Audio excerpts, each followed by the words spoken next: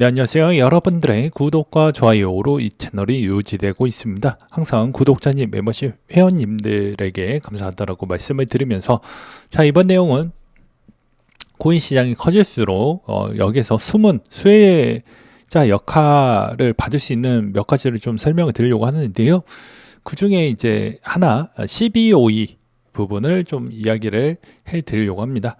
통상 이제 보게 되면 여러분들이 이제 CFTC를 많이 들어봤잖아요. 이제 말 그대로 상품 시장입니다. 상품 시장 자체가 어차피 이 안에 코인 시장이 있는 것이기 때문에 이제 제대로 이쪽에 자리매김을 좀 했다라고 볼 수가 있습니다. 그러면 당연히 이제 상품 시장이 커져야 된다라고 하면 여러 가지 조건이 붙겠죠. 선물 시장도 당연히 커지게 되고요. 옵션 시장도 당연히 커지게 됩니다. 그러면 우리가 이제 투자 부분도 좀 유연하게 하면서 그리고 수익성도 좀 극대화되는 형태로 만약에 가져간다고 하면 이 중에서 이제 대표적으로 옵션 시장에서 나스닥, 뉴욕, CBOE 그리고 MIAX가 있습니다. 통상적으로 요즘에 옵션 시장이 이제 왜 커지냐 뭐 이런 이야기도 많이 나와주고 있는 실정인데요. 그 중에 하나는 CME에서 이제 비트코인 선물 시장을 좀 볼 수가 있잖아요. 여기에서 선물 마감 가격대 추이를 이렇게 확인이 가능합니다.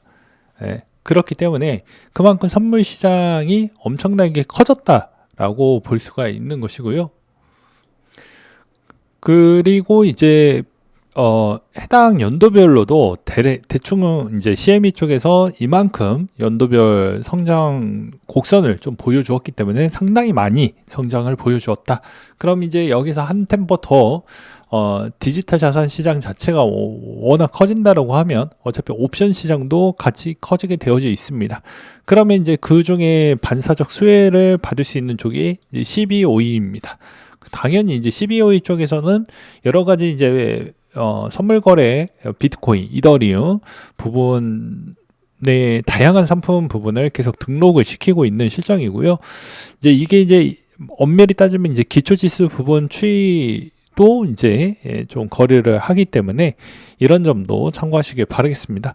그러면 이제 왜 이제 이런 시장 추이를 좀 우리는 좀 보면서 이제 왜 이것을 왜 추천을 했냐면요. 다 이유가 있습니다. 우리 지난 국장에서 그러니까 코스피 시장에서 가장 인기가 좋았던 게 무엇입니까? 말 그대로 제로 데이트 옵션이 엄청나게 수혜를 좀 많이 받았어요.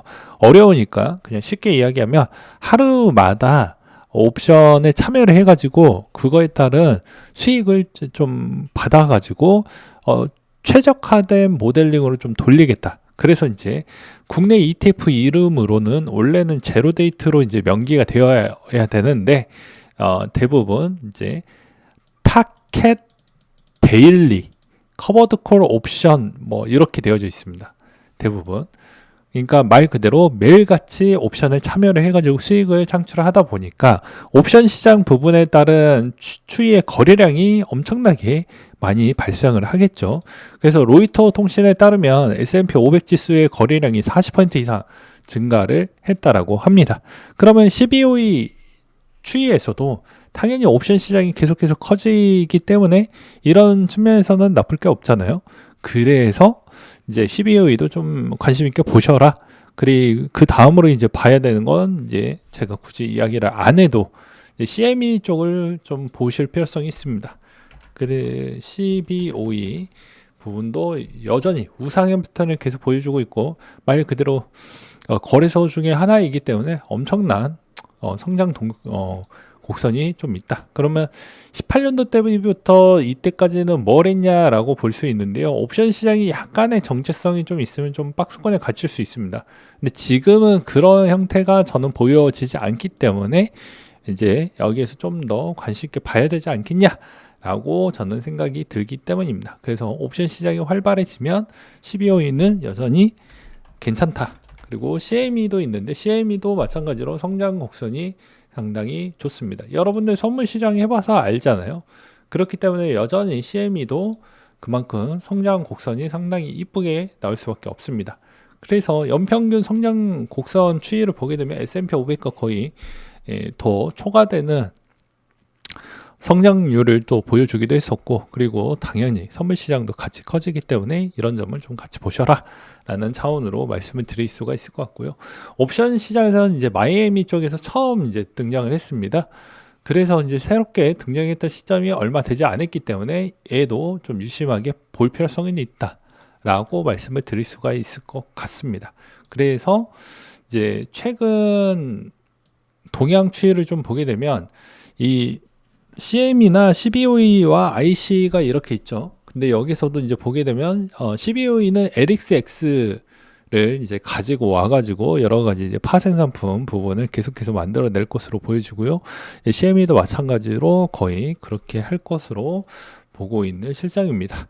그래서 제가 보기에는 이런 쪽이 뭐 앞으로도 계속 성장성이 잘 나와 줄 것으로 보이기 때문에 나쁠 건 전 없다라고 보는 입장입니다. 그래서 우리가 꾸준하게 좀 관심을 가져보면서 투자하는 게 맞지 않을까라고 말씀을 드릴 수가 있을 것 같고요. 그리고 이제 번외로 BTGD라고 있는 상품이 있습니다. 이것도 이제 엄밀히 따지면 비트코인과 이제 좀 관련되어져 있는 것 중에 하나인데요. 이게 이제 BTGD가 뭐냐? 금과 비트코인을 동시에 보유하고 싶으신 부분이고, 전략은 레버리지 200% 노출형 상품입니다. 금의 변동성이 별로 없으니까요. 그리고 이제 비트코인도 마찬가지로 어느 정도 변동성이 있어야 수익률이 상당히 좋아지니까요. 그래서 금 부분과 비트코인에 있는 비율을 적절히 잘 섞어서 가져가다 보니까 아무래도 이제 수익률이 좀 나쁘지 않았다. 그리고 운영 수수료가 그 대신 좀 비싼 부분은 좀 있다. 이렇게 보는 게 맞지 않을까 싶습니다. 그래서 종합적으로 보게 되면 이 전략도 나쁘지는 않을 것 같다. 내가 금과 비트코인을 뭐 가져간다라고 하면은 이 전략도 나쁘지가 않은데, 이제 이 전략의 취약적인 요소 하나는 금이 생각보다는 그렇게 막 엄청나게 성장을 하지 않아요. 그래서 웬만하면 이제 또 돈이 좀 없으신 분들은 항상 한 방이 필요하잖아요. 그래서 그 한 방은 웬만하면 비트코인에 좀 더 집중하면서 레버리지 ETF 쪽으로 가는 게 저는 맞다라고 보는 입장입니다. 그리고 이제 추석에 거의 임박을 하는 시즌이다 보니까 더 웬만하면은 다른 코인을 좀 보는 전략 대비보다는 여전히 이제 추석을 지나고 나서 비트코인에 있는 방향성과 이더리움의 방향성에 좀 더 집중을 하면서 투자하는 게 맞지 않을까라고 말씀을 드릴 수가 있을 것 같고요. 그 다음에 이번에 카이토의 야핑 수익은 세금을 내야 될까요? 라고 해서 이제 번외로 한번 준비를 했습니다. 여기서도 이제 국세청 기준이 상당히 중요하잖아요. 사업상 독립적으로 계속 반복해서 용역을 공급하면 사업자에 해당이 된다. 사업자 등록, 종소세, 부가세 의무 발생이 되고요. 국내 지급은 통상 3.3%, 원청 징수 5월 달에 종소세 정산으로 된다. 국외에서 제공되었거나 법령 열거 조건에 충족하는 수출 영역이나 국외 제공 영역에 입증되면 부가가치세는 0에 가능하다. 이 말의 의미는 무엇이냐면, 국외에서 제공을 받았거나 라는 말은 이제 외환 부분에 따른 인센티브 제도를 거쳐가지고 부가가치세를 빼주는 제도가 있습니다. 그게 이제 외환 부분에 따른 이제 약간의 인센티브 제도라고 보시면 될 것 같습니다. 그래서 이제 종합적으로 보게 되면 이 시기도 얼마 남지 않았습니다. 국세청 부분이 이제 계속 또 코인 시장 부분에 돈 나올 군형이다 보니까 계속 주실 거예요. 그래서 이제 지금의 이제 일반적으로 여러분들이 착각하는 게 몇 가지가 있는 게, 지금 세금을 내지 않는다라는 그 말의 의미는 국세청의 기준점으로 따라가는 게 맞습니다. 나만의 해석과 내가 이해가 안 돼서 나는 세금을 내지 않겠어 라고 하면 대한민국에서 살 수가 없습니다. 무슨 말인지 아시겠어요? 그러니까는 국세청 기준과 국세청에 있는 생각을 읽으면서 꼭 하시길 바라겠습니다. 대부분 이제 당근이나 이런 뭐 중고거래 부분도 반복된 횟수에 따라서 그걸 사업으로 보는 측면에 간주가 됩니다. 그럼 세금이 발생을 하거든요. 그래서 규칙적인 반복된 부분을 지속하다 보면 그것도 크게 좀 문제가 될 수 있는 여지가 발생을 할 수가 있을 것 같습니다. 그래서 나머지 외의 부분에 따른 여러분들이 이제 뭐 스테이킹을 하든 뭘 하든 그런 측면에 있어서 뭐 너무 잦은 거래와 너무 잦은 어떤 특정 부분이 나오게 되면 큰 거래 부분에 있는 물량은 여전히 국세청이 이제 소명하라고 나올 수 있는 경우의 수가 항상 존재를 하니 이런 점도 꼭 참고하시길 바라겠습니다. 물론 이제 국내 거래소는 뭐 그렇게까지 태클을 많이 걸지는 않아요. 왜냐하면 이미 자료가 다 땡겨서 보고 있기 때문에 문제되진 않지만 나중에 이제 국내 쪽에서 자금을 빼가지고 가져오는 그 시점에서 이제 문제 발생을 가져갈 수가 있기 때문에 이런 점을 좀 잘 참고하시라고 말씀을 드리는 바가 될 것 같습니다.